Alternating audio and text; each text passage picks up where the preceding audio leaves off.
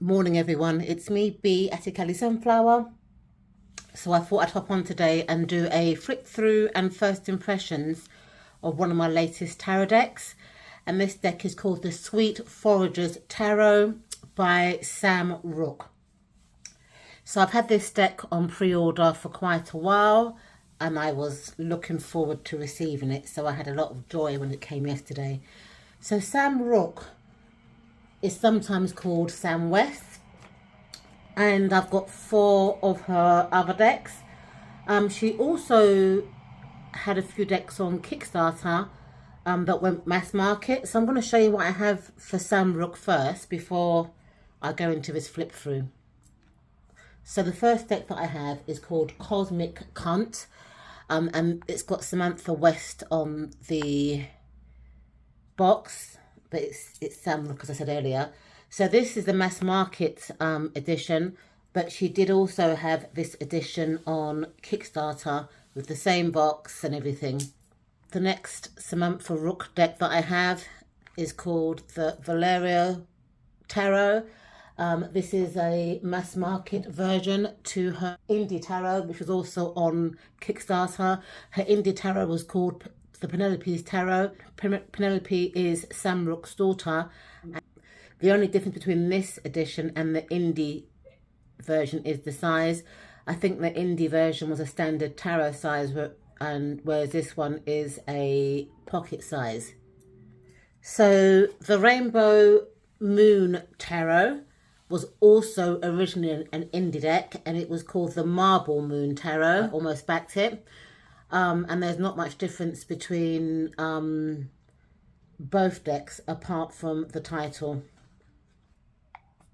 And the final Sam West, Sam Rook deck that I have is the Macabre Tarot. This makes a great Halloween deck. And what I like about this deck is that the box creaks when you open it. Okay, so let's get back to the Sweet Voyagers Tarot. So this is a Rockpool published deck. I'm not sure if this was ever indie, but I could be wrong. So I like it when these decks have these nice pull-offs.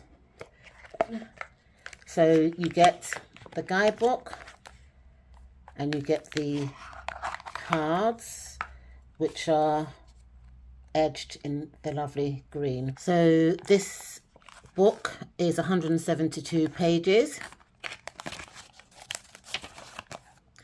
It's got a nice content page. We get the major arcana, the minor arcana, and it goes into each of the suits, but it looks like the suits have been changed. So the wands have stayed the same.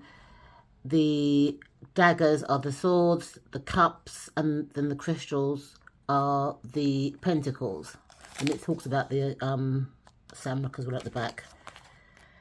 So the introduction's a bit small to read. I haven't got my glasses on at the moment.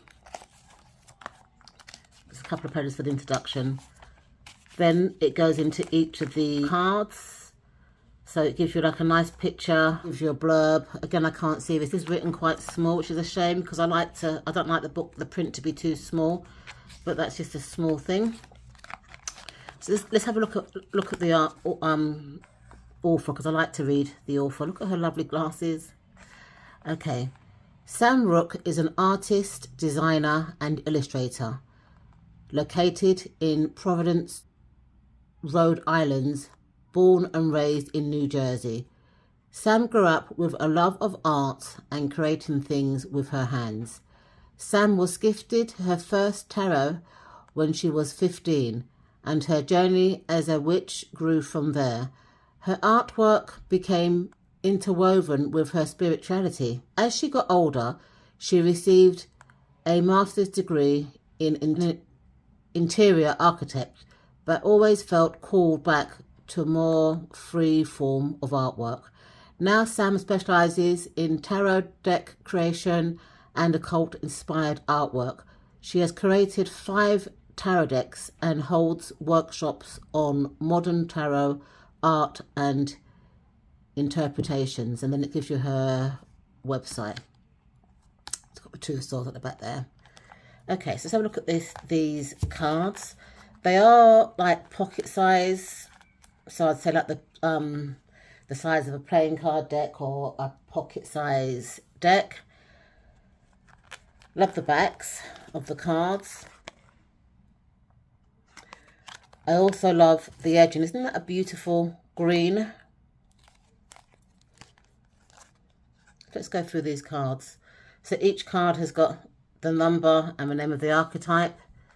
So you've got the Fool card, where this kind of like, it kind of looks like Sam a bit. She's leaving her nice little home to go on her journey, or to embark on her journey. So you've got the Magician card. And as you can see on the tray, it's got all the suits there, and it's like a fairy in a garden. And I like that the Magician looks quite mature. The Divine, which is the High Priestess, beautiful, full-figured.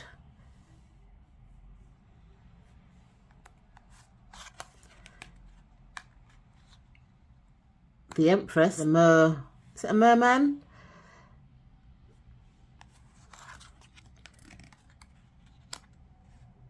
What I like about Sam's work is that a lot of her archetypes look quite alien.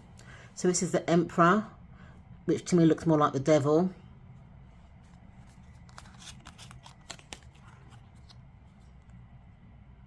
The Learned, which is traditionally the Hierophant.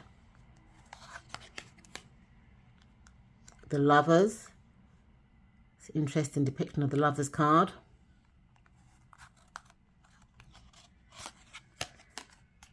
The Chariot is someone riding, well, it's a fairy riding on a snail, so that's going to be a slow form of travel. Strength is an owl, and the person's kind of partially sighted, so I like the fact that she's included different abilities there. The Hermit, and I like the fact that it's got a third eye and they're going off to retreat. You've got the Wheel of Fortune.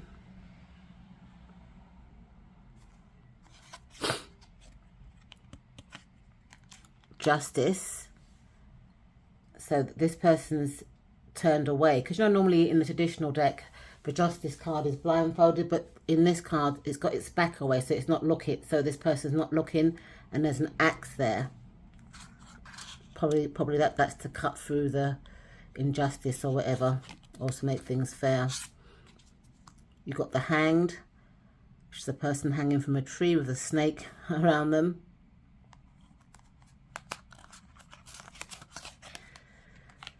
Death is a skeleton. Temperance again has the back turned away. It's an angel, and as you can see, it's got the cup to find that balance.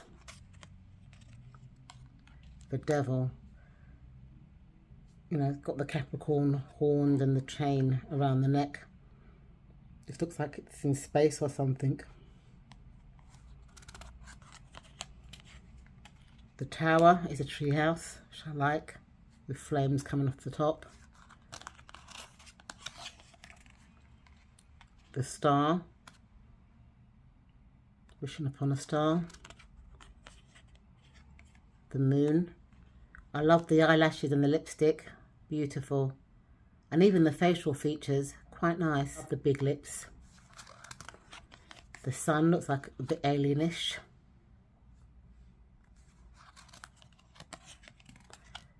You've got Judgment. This person's blowing the horn, and you can see the hands up there, so you can see a few Rider-Waite kind of references. The World, fairy. So this is very kind of whimsical stroke alien. Beautiful afro. So moving on to the court card, I did repack them to my preference, because I think it was wands, daggers, cups and crystals, so I put it in the way that I kind of like. So you've got the Ace of Wands, got the Two of Wands. I like that there's a kind of like a crystal ball and a star. Look at the earring in the ear, it's beautiful. This is interesting, the Three of Wands. So this person's pregnant on a cloud. Look at the hairstyle, isn't that a beautiful hairstyle? Bantu knots, really nice. So you've got the Four of Wands. Again, you can see the Rider-Waite-Smith feel here. So you've got the Five of Wands. It looks like both to me, conflict and teamwork. So squabbling within a team. Six of Wands.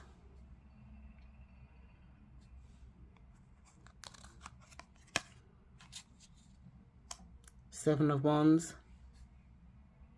It's an interesting depiction.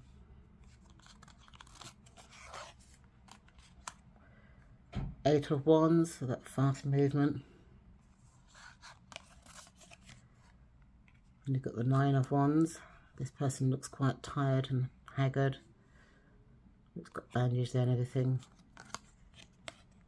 And the Ten of Wands. This is beautiful. I love the one eye. And her body posture looks like she's completely exhausted. So you've got the Page of Wands. And this page seems to be more mature. I tend to put my pages under the age of 21 in my own mental mind. But this one looks like it's middle-aged. Oh, this is beautiful for the Knight of Wands.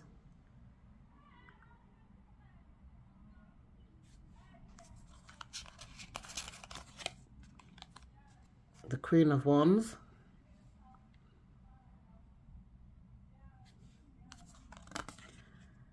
And the King of Wands. Beautiful. Looks a bit like Father Christmas. So moving on to the Suit of Cups. Just look at those nails, aren't they popping? And the rings, beautiful. Cups overflowing. So you've got the Ace. The Two of Cups is a kind of like a mixed race couple dating. Three of Cups, people are celebrating. Love the body size. Four of Cups. This alien's missing that opportunity there in the clouds. Five of Cups. Beautiful. That's the Six of Cups.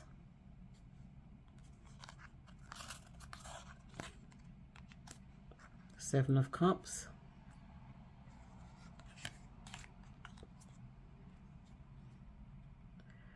I love this depiction of the Eight of Cups because it looks like all the cups are overspilled with, looks like blood, and that person's just walking away. They've had enough of the emotional situation. They want no more to do with it. And you've got the Nine of Cups. This person looks quite comfortable, you know, quite four-figured. You very rarely see four-figured male characters, so I like that. And the Ten of Cups, you've got the rainbow and stuff, and there's a little fairy on the top of the cup. Okay, so you've got the Page, the Knight. I can't remember what you call these animals, but beautiful. Half man, half horse. Oh, look at the Queen of Cups relaxing in her bath. And the King of Cups. Lovely earrings. So you've got the Suit of Daggers, which is originally the swords in this additional deck. So you've got the Ace. That's an interesting depiction of the Two of Swords.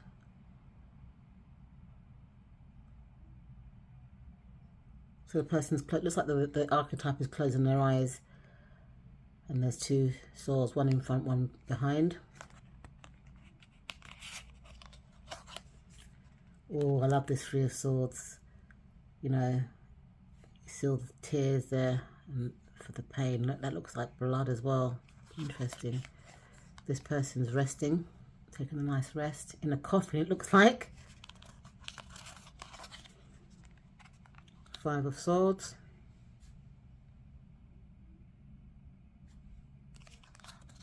Or daggers, I should say. Six of Daggers.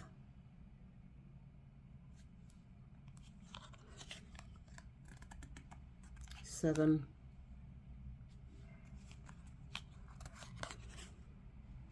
Eight. That's interesting, because normally, you know, the 8 of swords or daggers, in my opinion, is mental entrapment. So it's all in the mind, and you can always free yourself.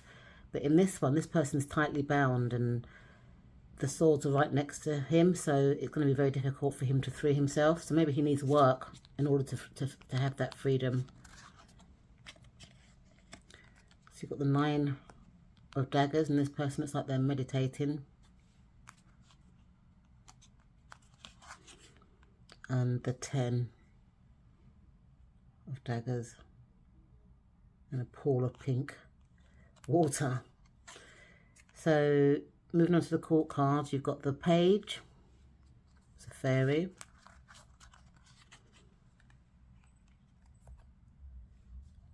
the knight.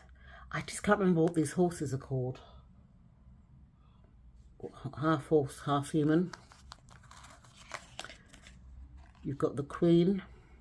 Oh, that's interesting. She's breastfeeding her baby. You know, I always see the queen of swords or the queen of daggers as a career orientated person, not really maternal. So that's interesting that this person's got a touch of maternal instincts. You've got the king of daggers. So moving on to the final suit, which is the suit of crystals, and this would be the pentacles in the traditional deck. You've got the ace, that looks like an amethyst, doesn't it?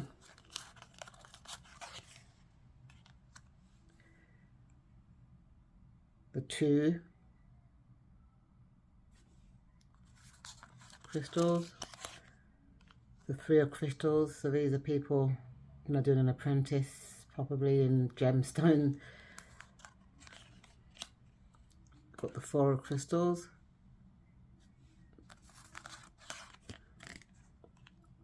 the 5 of crystals. So that represents being shut out from a religious building, shut out from help, not knowing where to go to get that help. And you've got the 6 of crystals, the 7 of crystals, the 8 of crystals,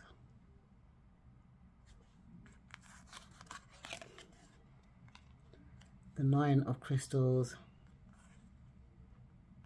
That's a nice, beautiful, nice crystal card, and the 10 of crystals.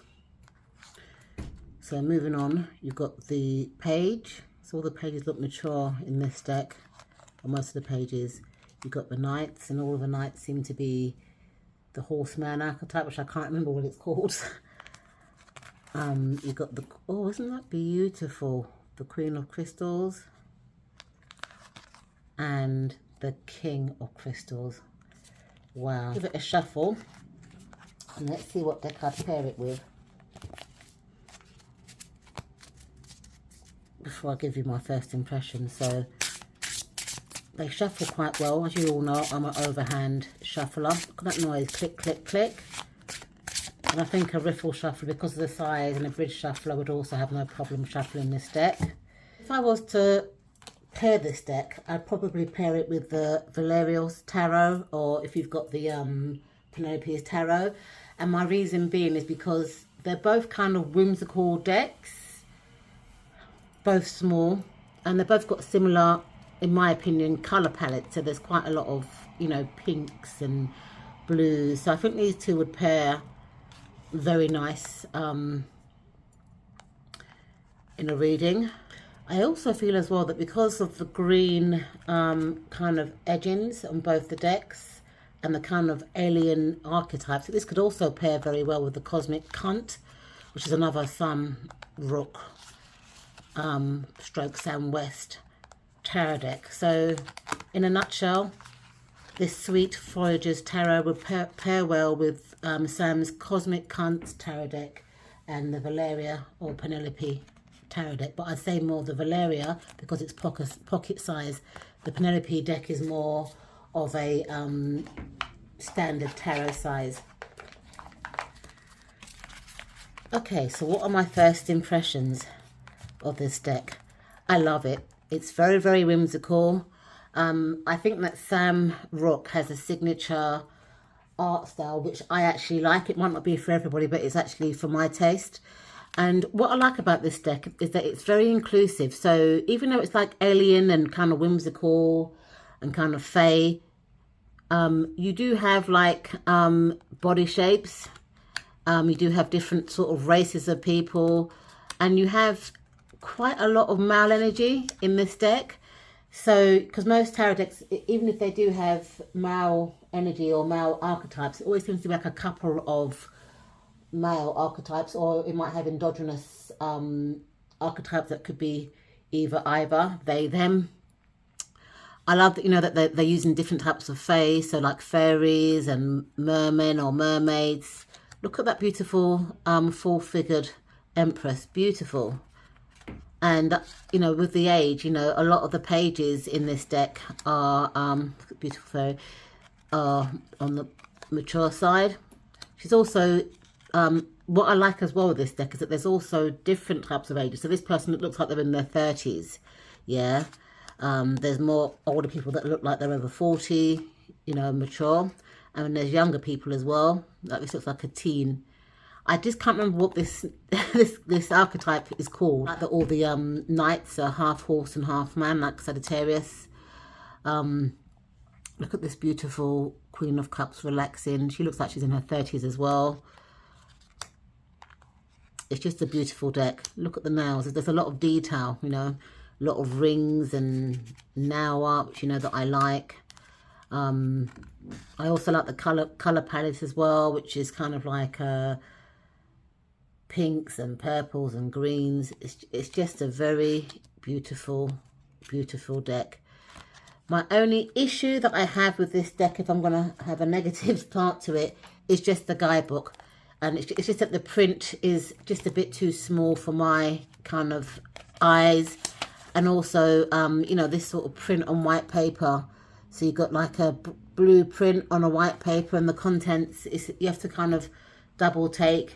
But that's my only qualm with this deck. Apart from that, it's a very beautiful deck. I feel that this is a deck that you can use all year round, because it's kind of, you can use it in the winter, you can use it in the summer, you can use it in the autumn, and you can use it in the spring, because the colours are kind of like cross season. So I will leave a link in the description bar to where you can purchase this deck if anybody's interested. Thank you so much for watching, and I'll see you in my next video. Bye for now.